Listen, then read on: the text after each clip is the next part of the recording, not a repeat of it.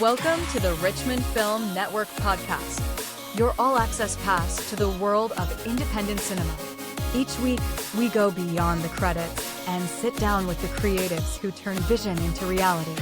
Tune in weekly to find out who's on the RFN pod. Hello and welcome to the Richmond Film Network podcast. I'm Lisa Giles, and with me today is Zack Van Eyck with his film, The Hitchhiker Effect. Welcome, Zack. Thanks for having me. So I'd like to read a little bit from your bio. Zack began his writing career at age 14, so young, as a sports writer for the Anchorage Times. He won the Grantland Rice Scholarship to attend Vanderbilt University and capped an award-winning career in investigative journalism by breaking the Skinwalker Ranch story in 1996 for Salt Lake City's Deseret News. He earned his first feature writing credit in 2006 with Jupiter Landing and began producing and directing his own work in 2013. 2 streaming projects he produced for Amazon Prime garnered 14 Film Festival Awards and nominations, including Best Director and Best Writer Awards. The Hitchhiker Effect is his feature directorial debut, and it will screen at Indie Fest on August 9th here in Richmond. Again, welcome, Zack. So you've had such a fascinating journey, novelist at 12, journalist at 14, and now filmmaker. Well, yeah, novelist at 12, only because my mom went out and privately published the little book I wrote in 6th grade. And of course, I was in 7th grade by the time it came out, and I was such a better writer. I was like, this is garbage. but it was fun. It was a little sports thing. And then I got into sports writing. We moved to Alaska. We were here from 4th grade to 8th grade. And then in 76, we moved to Alaska. My mom was teaching down the road here and making $9,000 a year. And then in Alaska, she made $20,000 a year. So it was a big jump.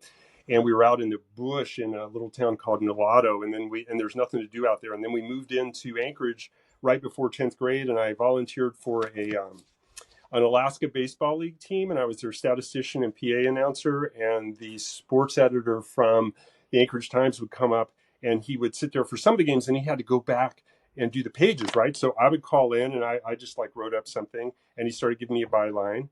And then that guy got fired, and I went in, and the managing editor said, well, don't leave. We have no staff. We need you. So the sports staff of the Anchorage Times was me, a 14-year-old, and a 65-year-old managing editor who was taking over as the sports editor. But that led to tons of work.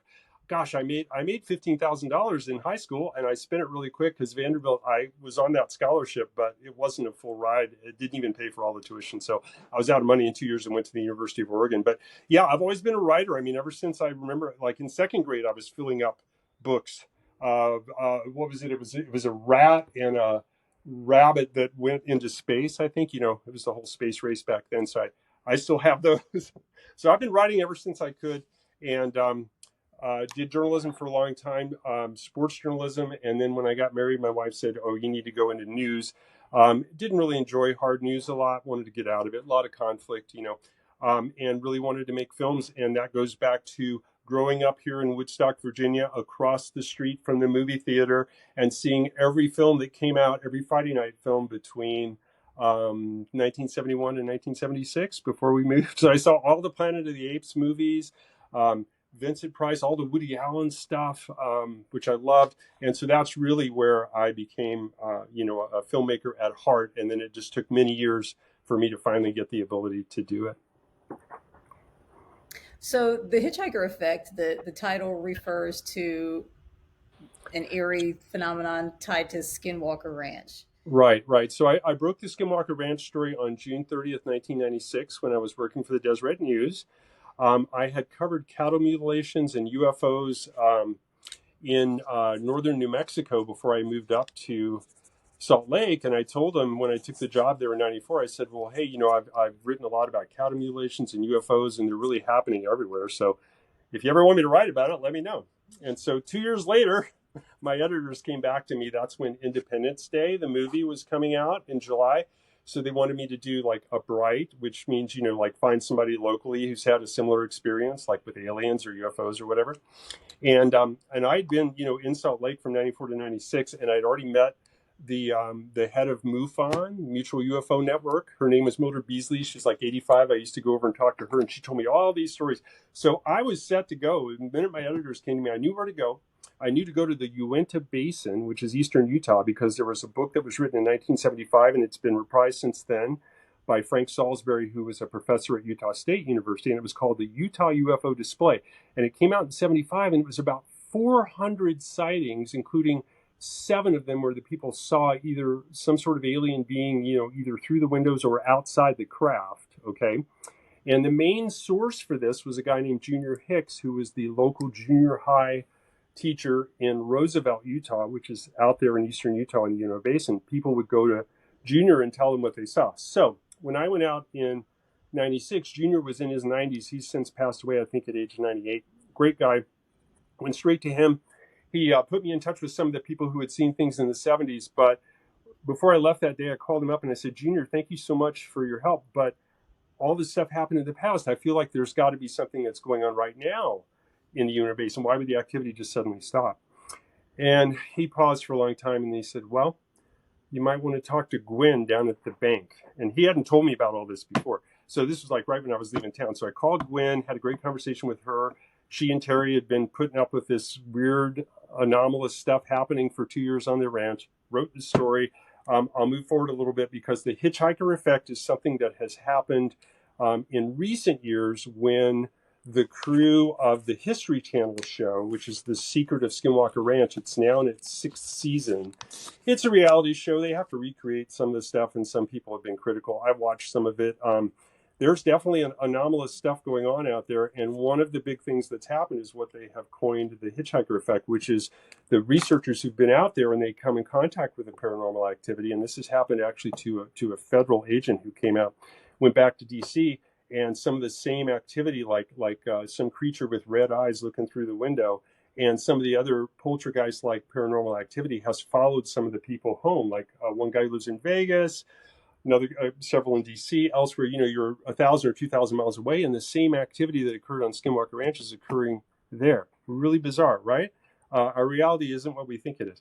So I have written the original story about Skinwalker Ranch, what Terry and Gwen Sherman went through. I call it the Devil's Ranch, and I've had that script forever. And that's, to me, that's going to be like Poltergeist, Amityville Horror, Close Encounters of the Third Kind. It's a big movie. It really is, and I've got to get people interested in that. And my agent loves it, but he hasn't really done anything with it. So, partly doing this film, part of it is to promote my existing script called The Devil's Ranch, which is about everything that the Shermans went through. And that's a $40-50 million film. I mean, it's a big, I think, somebody could do it for less, but I'm hoping to get that made at some point. This was, and obviously I just want to get a feature made because the rest of it is, I was in LA from 2007 until 2019, and it's so hard to get anything made. You end up working for free for producers who end up not being able to get things produced. I've been out there paying $1,500 a month rent for like the back of a truck, basically, with no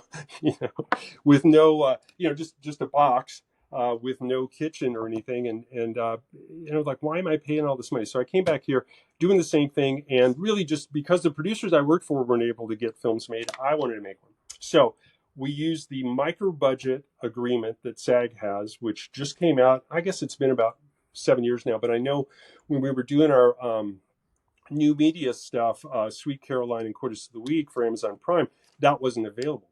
So that became available. And basically what that says is you can make a movie for $20,000 and you can use, or $20,000 or less, and you can use SAG actors. And all my friends, everybody's in SAG in LA, so you can't really, I couldn't use anybody I wanted without doing that. But it allows you to pay them whatever they agree to be paid. And then you can go on the festival circuit. And then if you want to release it commercially, you have to pay the actors. And that's where we're at now. So we need another $7,000 to pay the actors, which we do have. We put it aside. But it made it possible for us to make the film for under $20,000. And then if it's good enough, which it is, to go further, then we can pay the actors. And I think I would probably make my next film that way too. And our goal has been, I think our total, I think we've put in about 40,000 total with everything, and that includes like festival submissions and everything. But I've always felt like, I just want to keep the costs down. I got great actors. I'm just hoping we can make our money back, or at least 15 to 20,000 back, so I can make another film. And hopefully get some attention for The Devil's Ranch, which is the script that I really think needs to be produced. I don't have to produce or direct that. I can sell that to somebody. But so this is twofold. This is like showing what we can do with a small crew. And this was my 49th screenplay. So I really feel like the strength of it, even though I haven't won any screenplay or director awards, we did win on the festival circuit. We won for cinematography, we won for editing, and we won for acting, which is great. But I think I felt really good about the script, and I feel like every word that's in there is necessary. In fact, my DP, Sarah Bravo, who had worked with me on Sweet Caroline before, when we were getting ready to shoot it, it was 80 pages, and Sarah, and we were trying to do it in 6 days, 6 12-hour days, because if you rent the rental equipment, they send it to you on Friday night and you send it back the following Monday. So you could shoot for 6 days, right? And if it goes over, because that was a big expense with renting, it costs more. And the same with crew and everything. So we just knew we had to do it in 6 days. So Sarah's like, you really need to go through and cut out some of this. So I cut out 10 pages. And I would recommend that everybody do that, because it was the best thing. Because I've gone back and I've looked at those 10 pages. I mean, it's just like a line here, a line there. And none of that was really necessary. And it was so much tighter. And we ended up with a 75-minute film, which isn't super long, but it's great for festivals. You know, it works really well, I think. And we've had some really good response, and I think it's enough. So very happy with this film. We want to make more, but as I've said, if I never make another film, I'm content with that, because I really am so happy with how this one turned out. And I'll say one thing, I did use astrology in terms of, I'm an astrologer, in terms of looking at when is the best time to shoot. And so I picked out that second week in April of 2023, and I picked it out maybe about 3 or 4 months ahead of time, set it and everything. And then when I had my budget for flying everybody out, I realized, oh, that's Easter weekend. And so the prices to fly people out were so much more expensive. But it ended up working out well, because we couldn't get our two leads, Michael and Allison, we couldn't afford to fly them out on Saturday or Sunday. So we had to fly them out on Friday. They had to make some arrangements. But it worked out really well, because we had them all day here on Saturday before the crew arrived, and Sunday. And we went through everything. And that's when, because everybody thought I was crazy trying to shoot 69 pages in 6 days. But when we cranked out 13 pages here in this room, and it's because Michael and Allison were completely off book. I mean, they knew. I mean, they were the one take wonders. We do one take. Hey, that's great. All right, let's do a second one for safety, or maybe a third one, and that's how we got that much shot in 6 days. How did you find your actors? I've known them for a long time. I was out in LA. I started went out there from Salt Lake in 2007 after my first feature, Jupiter Landing, came out. And this group called We Make Movies that I became a part of in 2009. And they have staged readings for screenwriters and actors every other week, which is great. I think I brought in over, let's see, from 2007 to 2019, I brought in about 45 scripts. It's like 15 minutes or 15 pages or less. So you can bring in a feature bit by bit, which I did. Or you can bring shorts in. And I met all these actors. Michael Beardsley, who is our lead, he was in Freaks and Geeks. He was in Dude, Where's My Car? He has a big role in Frankenstein in a women's prison. So, so and he's got over 100 credits. And then, and I know, and I'm really good friends with Michael, and I really wanted to work with him. I've worked with him before, and he's just awesome. And then Allison is just amazing. Allison Sereboff, and those two have great chemistry together, and I want to work with them again. In fact, the next movie we want to do, I'm going to have both of them in the lead roles again. And then John Bigham was in Sweet Caroline for me, whenever that was now, almost 10 years ago now, and did a great job. And he's actually in a movie now called The Mean One. That's a takeoff on The Grinch, and I think it's available on Stars. And he plays like a mountain man, and he's really good in that. So if you want to see John Bigham, go to Stars and look up The Mean One. But John is great. Worked with him before. Wanted him to be in that role. And then I had another person in LA. I wanted a minority actress for the role of Jane, and she couldn't go at the last minute because she was going to a sci-fi convention that she'd already paid for that was at the same time.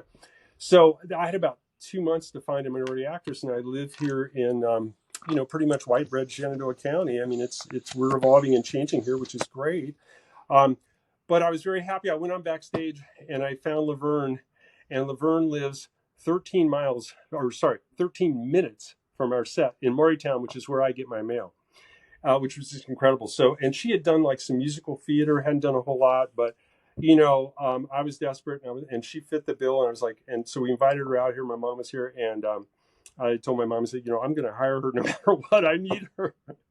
and And she was great. You cannot tell that she's the only one of the three that we didn't fly out to LA. You cannot tell that she is not the one with 100 credits. She has 0 credits. She's amazing. And yeah, we just really lucked out. Same with crew. We got 3 people from VCU. Kat Vivaldi, oh my God, she was like 5 different roles for us. She was, first AD. She did continuity. She really had 5 roles. And then Ben Weingartner that we also got from VCU. Forrest Veerhoff we got from VCU, and Kyle Fightmaster we got from VCU. Oh, I guess Kat, actually went to Virginia Tech. I don't know if she did post-work at VCU, but it was great to find all these Richmond kids, and we found them through the Virginia Film Commission. I just put a thing up there saying, we're really low budget, we're shooting for a week. I think I put it out there about a month before we shot, maybe 6 weeks, and I got probably about 8 responses, and really the only ones that were viable were the people I hired, and so it worked out really well. And we had a fun time. I bought lots of beer. I mean, we partied every night. And in fact, we have a making of video that Michael put together that's like 43 minutes that's on our YouTube, and it's really cool. It really shows how much fun we had. We really did have a fun time. Worked out really well. So I very will have pleased. to check that out. Yeah, but great acting. People I've known for a long time, and I've known that I wanted to use them, and I will pull all my people from the We Make Movies group. It's there are 50 to 60 solid actors in there, and a lot of them have done stuff. They've been on TV and they've been in recurring roles and stuff. So it's a great group to be around, and I love it because I'm here in Virginia, and yet I can just tap into that group at any time.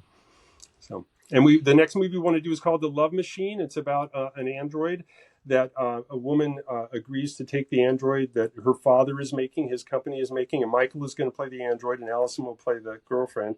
And we really like it because the android, he ends up having 4 different personalities. So Michael gets to play all those different roles. And I love writing that kind of stuff for my actors because they love those types of roles where they can play different roles. So, and that's one we'll shoot here too. It's all located here. We can shoot it for $20,000. So, and I'm starting to look for executive producers. So. Zach, let me back you up a little bit. Yes. You talked about the stars aligning and being an astrologer. What was it in the atmosphere that made that Easter week that right time? Well, the big thing is that you don't want to shoot a film during Mercury retrograde. And you don't want to shoot a film during any retrograde. Venus retrograde is only once every year and a half, 2 years. Mars retrograde every 2 years for 2 months. Mercury retrograde happens for 3 weeks every 3 months, 3.5 months. So you have to watch that because with Mercury in particular, things go haywire. There's technical difficulties.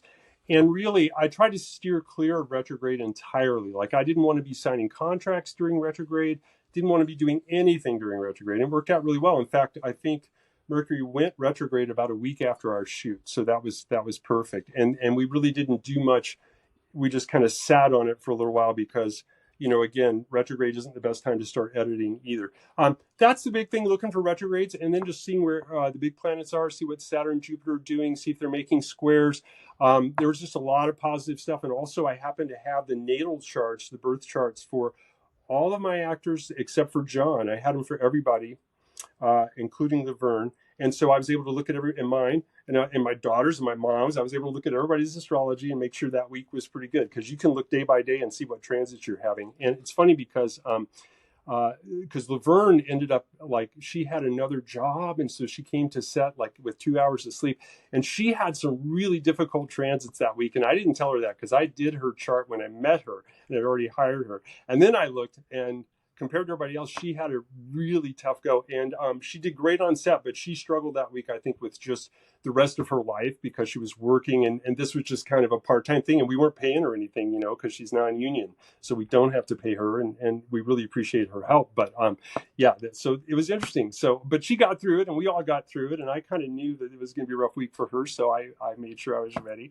And, she'd never been on a film set before. So a lot of it was for her because she'd done musical theater. So she had to adjust and everything, but she was fantastic. It worked out really well. So back to the film. The Yes. film blends psychological drama, sci-fi, throws in some relationship tension for good measure. In your own words, explain what the Hitchhiker Effect, the film, is about. Okay, so it's about this guy who's been researching UFOs and paranormal activity in the Uinta Basin. We never mentioned Skinwalker in the film, but he does talk about the Uinta Basin in eastern Utah. So uh, in the film, he's trying to write a novel, or not a novel, but a fact-based book. He's trying to write a book to expose the alien presence, and he's just come back from a trip out to eastern Utah, and they live here in Virginia, but we never say where it is, but we do say they're 2,000 miles away, so that's all you ever really know. And it starts out with he's having an argument with his wife, and we realize that there are a lot of tensions, and one of the tensions is that he's spending her money researching aliens, and he's not making any progress at all. He's getting rejected by all the publishers, and then on top of that, in addition to their relationship difficulties, then they have all this bizarreness that is happening in the house, and so he thinks it's the Hitchhiker Effect because he's aware of what that is, and then these two neighbors stop by and they seem to think that it's just poltergeist activity. And so there's a lot of back and forth, and you never know. It just twists and turns, and everybody's trying to figure everything out, and they're trying to get along better. And so it's basically just a look at what happens when someone comes back from the ranch and the activity follows them home, which is what the Hitchhiker Effect is all about. So Alan, your main character, is a conspiracy theorist in a crumbling marriage. What drew you to that character, and what does he represent to you? Well, it's a lot of it's modeled after me because I was the reporter who broke the Skinwalker Ranch story. I was the first one on the ranch. I fortunately didn't have any Hitchhiker Effect type experiences happen to me, and that really didn't start happening until later, like the last 10 years when people have been out there, a lot more. But basically, yeah, I kind of wrote it about.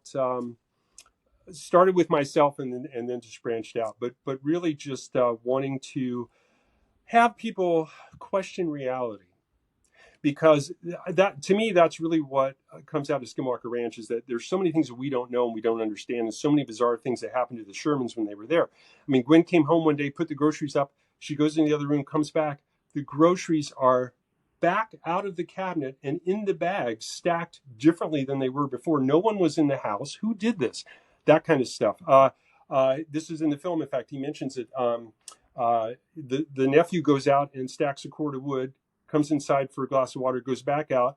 The cord of wood is stacked, but it's stacked over by the barn like 100 yards away in like 5-10 minutes. How did that happen?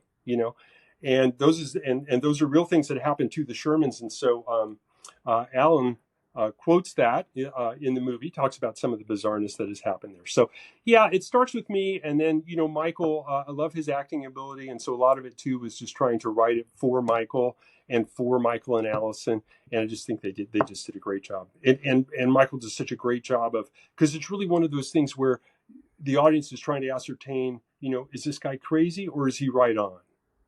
And you mentioned the genres. Yeah, let's see, paranormal, psychological, sci-fi, dramedy, dark comedy, dark dramedy, dark. we've won awards. Let's see, we've won the best sci-fi. We won a best mystery suspense thriller. All different kinds of categories. So yeah, I think we have about 5 to 6 genres that we can throw in there, and I think that's good. I think that helps. That's just the way it came out. And I wasn't trying to stick necessarily to a genre. I just wanted to tell this story, and hopefully it's compelling enough that people will enjoy it. Watch it again. It's also one of those films, I hope people have told me this, where they want to watch it a second time because they see it, and then there's a little bit of a twist at the end, and then they're like, oh, and then they want to go back, and that, boy, if you can write a film and convince people to watch it twice, you're onto something, right? I'm totally understand that, because just here talking to you right now, I want to watch it again. Just having this Yeah. conversation Oh, with I you. appreciate that. I get that. Yeah. So back to the many genres. It's not pigeonholed into a certain genre. There's some ambiguity. There's what's real, what's imagined. Do you want your audience to walk away feeling like they get it, that everything's clarified for them, or do you want the lingering ambiguity? Are you okay with leaving space for interpretation? Oh yeah, I'm fine with all that. I think there will be clarity at the end, but clarity from the standpoint of, oh, what did I as a viewer miss that added to that clarity? You know what I mean? It's Right, like you get it at the end, but then you want to see it again because you're thinking about comments and situations much differently at the Right. end, right? So yeah, that's the trick. And like I said, if this is the only movie I've ever made, I'm not sure I can do one. I'm not sure I can write and produce a film this good for this amount of money. I really don't. I mean, I'd love to try, but Well, speaking about this amount of money, you were very practical in that it was shot in one location. And if you're gonna keep a budget down, one location. So very practical choice there. But what are the challenges of that? Keeping things visually and emotionally engaging in that single space. yeah, I think the challenge as a writer, and then going through it again as a director to figure out how to shoot it, was really to make it very active Right. because we've got to have movement, right? You got to have movement of the camera. So you'll see a lot where Michael's character does a lot of pacing, and he has reason to do that because he's very he's very concerned about everything that's happening. So I knew that I wanted to limit our shoot outside to a half a day, which is great because the bugs were really bad as it turned out. And then I knew what I wanted to do inside, and every scene was like, what can I do to put some action in this, or what can I give the character? There's a lot of little individual hand prompts, like things that they're holding on to, or they're writing this, or they're doing that. So when you have a static environment, you as the writer and director, you have to create the movement within the scene. And I think we did a good job of that. So that was my concern: is not don't make it look like it was just shot in a house in 6 days, right? Mhm. Make it look like it was, a much bigger deal, and hopefully we did. So you had mentioned that you had moved to LA to pursue your dreams. Hmm. Um, what advice would you give to young people who do the same or want to do the same, and who are chasing those dreams? Since you've lived it, you've done it. Well, yeah, and the problem with me is that I didn't get to LA until I was 35. Wait, what was I? 30? No, 40 something. I didn't start screenwriting until I was 37. Okay. Sorry, 36, 1990. So my recommendation is to go now, to go early, as quick, as soon as you can, whether you're a screenwriter or an actor, go to LA right away. If you can't go to school there, get there right after school. Michael did that. He went to Santa Cruz, was done, went straight to LA, and he's been acting for, over 20 years. And he's, he has a day job, but he's been doing it. Screenwriting, try to get an internship, which, I'm not eligible for. Try to win some of the contests that do sort of give you a free ride. And I tried all this. It's pretty expensive though. That's the other thing. Just trying to be a screenwriter is, well, anything in Hollywood, but there's so many people looking to take your money, for different sites, like to get a critique or to put your script up so people can see it. Or right now I'm paying like $75 a month for 4 different sites just to have access to producers who are looking for scripts, and there's no guarantee, and you have to pay for that. It doesn't work like any other job. And if you know somebody in the business, great. I mean, I moved out to LA not knowing anybody. I started screenwriting at 36, knowing no one. I was in Salt Lake. Fortunately, I found a group of people there who ended up making my first film, and that was great, and that got me out to LA. But LA, have a day job when you go, or have a lot of money already. Be prepared to spend money on both screenwriting and acting, but do it as young as possible. Don't wait. Get out there. If you're in your 30s or 40s, I mean, you can still do it, but be aware that a lot of doors are going to be closed, especially if you don't know anybody in LA. But get out to LA, do the networking stuff. There's networking events like every night. You're probably going to meet other people who don't know anybody either, but eventually maybe that'll pay off. And that's why I say get there as quick as you can. Start when you're young. Go through the process that I went through in my 30s while you're in your 20s, so that by the time your Saturn return hits at age 29, then you get a career payoff for all that activity that you've put in, because the Saturn return at 29 is often a career payoff. So, and So there, and Zach, there are other times too. Yeah, if you want astrology advice, that's a whole other podcast. But yeah. so Zach, when you were growing up across the street from the movie theater, what was the film that made you think, "Oh, I want to do that"? Woody Allen. Woody What do you? Allen. There's a movie that came out, I believe it was in '73, that I still am looking for. It's called Sleeper. It's a Woody Allen film. Has a lot of slapstick. It's about this guy who is cryogenically frozen in the Bay Area in like the 1970s. He was like he owned a health food shop or something. This is Woody Allen's character, and then they wake him up like 1,000 years later, and he's like part of the rebellion, and it's very slapstick, so funny. But yeah, all of Woody Allen stuff. Woody has a real fear of death that I don't have, and that's sort of in his, But I'm very interested in death, paranormal, the afterlife, all that stuff. So I think I share that with him, but he has a different take on it. But yeah, Woody Allen, and just everything that I saw. I mean, if you see a movie every Friday night from 1971 to 1976, because my birthday was August 22nd, and my grandparents, of course, it was their house, and so my grandfather was teaching at Hampton Sydney College in Farmville, near Farmville, Virginia, and they hadn't retired yet, so we were living in the house here in Woodstock, and my grandparents would give me a whole roll of movie tickets, like 35 tickets, on my birthday, and then I would shovel snow during the winter, so when those ran out, I would then take my snow shoveling money and go watch the film. And my job for school, because everybody else would pretty much bus into the elementary school, but I was real close. I would walk to school every day. And so on Sunday nights and Wednesday nights, they would change the marquee at the theater right across the street, catty corner, and I would watch to see what movie is next, because we never really knew what movie was coming. They would always say, well, this is coming soon or that's coming next. But they also ran the drive-in, and they had another theater. And back then it was like, if it didn't arrive in the mail in time, they would have to push the movie back to the next weekend and play something else that they had the movie of. So we never really knew. So that was my job. So I'd go to school on Monday morning and Thursday morning, and I'd say, oh, this is the movie for the weekend, or this is the movie for the week. What movies now are you into? Not a lot. I saw the Saturday Night Live movie. That was fun. I just write. I don't really watch a lot of films. I depend on my kids. My oldest daughter Emily is in LA, and she watches a lot of stuff, and I have her tell me the entire plot because I know I'll never see the film. Is she a writer as well? She is, but not professionally.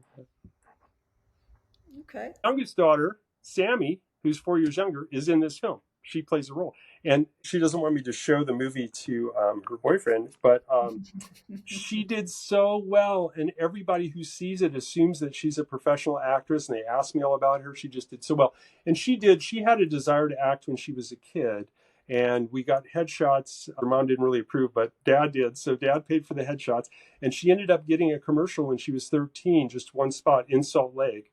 And then never really did anything with acting until I went and made this film. Or, I wrote a role for her, and I said, please play it. And she agreed. And then, boy, she has a lot of anxiety, though. So it was really nerve-wracking for her. And so I don't think I'll ever be able to get her on screen again. But she does a great job. And my mom also has a small role at the end of the film.